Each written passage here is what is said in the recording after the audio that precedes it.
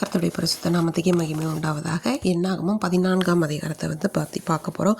இந்த அதிகாரத்தில் கூட என்ன ஆகுதுன்னு பார்த்தோன்னா, இஸ்ரவேல் ஜனங்கள் எல்லாமே என்ன பண்ணுறாங்கன்னா புலம்புறாங்க.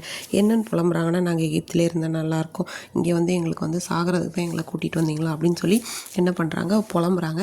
அப்போ நமக்கு ஒரு தலைவனை நம்மளே என்ன பண்ணலாம் ஏற்படுத்தி நம்ம திரும்ப எகிப்துக்கு போகலான்னு சொன்னோன்னா, மோசே ஆரோன்லாம் என்ன பண்ணுறாங்க அப்படின்னா, அவங்க எல்லாரும் முன்னாடி முகங்குப்புற விழுந்து அழுகுறாங்க.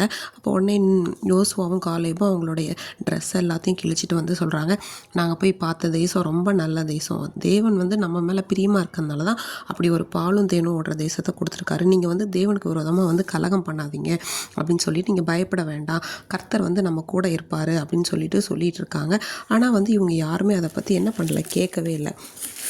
உங்க மேலே கல்லெறியணும் அப்படின்னு சொல்லிட்டு இவங்க என்ன பண்ணுறாங்க, அவ்வளோ கோவத்தில் இருக்காங்க. இப்போ கர்த்தர் மோசையை பார்த்து சொல்கிறார், இந்த ஜனங்கள் நான் எவ்வளோ அற்புதங்கள் செஞ்சாலும் அவங்க என்ன பண்ணுறாங்க, என்னை விசுவாசிக்கவே இல்லை, நான் எப்படி பலத்த கையினால் அவங்கள மீட்டுட்டு வந்தேன் அப்படின்லாம் சொல்லும்போது, உடனே நான் இந்த ஜனங்களை இப்படியெல்லாம் பண்ணதுனால எனக்கு ரொம்ப கோவம் வருதுன்னு சொன்னோன்னா, மோசே கர்த்தரை நோக்கி சொல்கிறாரு, நீங்கள் எகிப்திலேருந்து இதெல்லாம் இருக்கிற ஜனங்கள் இதெல்லாம் கேட்பாங்க ஆண்டவரே, நீங்கள் உங்கள் வல்லமையினால தான் கொண்டு வந்தீங்க, நீங்கள் இந்த ஜனங்கள் நடுவில் இருக்கிறதையும் அவங்களுக்கு நீங்கள் தரிசனமானது, நீங்கள் பகலில் மேகஸ்தம்பமாகவும் இரவில் அக்கினி ஸ்தம்பமாகவும் இருந்து இவங்களெல்லாம் வழி நடத்துனீங்களே, அப்படிலாம் நீங்கள் ஒரு வேளை கொண்டு போட்டிங்கன்னா இந்த புறஜாதியர்லாம் என்ன பேசுவாங்க, நீங்கள் நீடி சாந்தமும் இரக்கமும் மிகுந்த கிருபையும் உள்ளவர், அக்கிரமத்தை மன்னிக்கிறவர், குற்றமற்றவங்களை குற்றம் உள்ளவர்களை குற்றமற்றவர்களாக விடாமல் அவங்க செய்த அக்கிரமத்தெல்லாம் நீங்கள் விசாரிக்கிறோம், உங்கள் ஆண்டவருடைய வல்லமை பெரிதாக விளங்கட்டும், உடைய மிகுந்த கிருபையின்படி நீங்கள் என்ன பண்ணுங்கள், அந்த ஜனங்களை எல்லாம் மன்னித்தரலுங்கன்னு சொல்லிட்டு அவங்க கெஞ்சி மண்டாடுறாங்க. மோசே அப்போ தேவன் என்ன பண்ணுறாரு, மன்னித்தாலும் அவர் சொல்கிறாரு, நான் இந்த ஜனங்கள் என்னுடைய பேச்சை கேட்காம என்னை விசுவாசினால அவங்களுக்கு என்ன பண்ணுவேன், நான் அவங்கள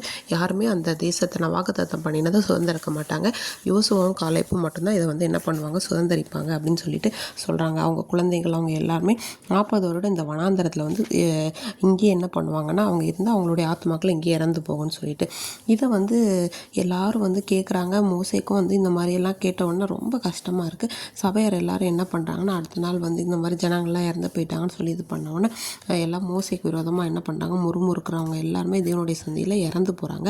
அப்புறம் மோசே என்ன பண்ணுறாருன்னா, காலையில் எழுந்துச்சி எல்லா இஸ்ரவேல் புத்திரர் கூட இந்த வார்த்தையெல்லாம் சொன்னோன்னே எல்லாருக்கும் ரொம்ப துக்கம் வந்தது.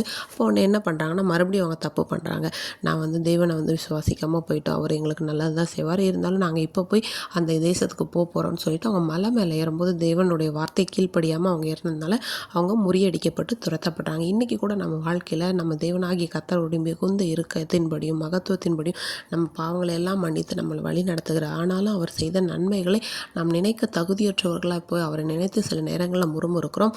அதெல்லாம் நம்ம வாழ்க்கையில் இல்லாதபடி பார்த்து கொள்ளும்போது தேவனாகிய கர்த்தர் நம்மோடு கூட இருப்பார்.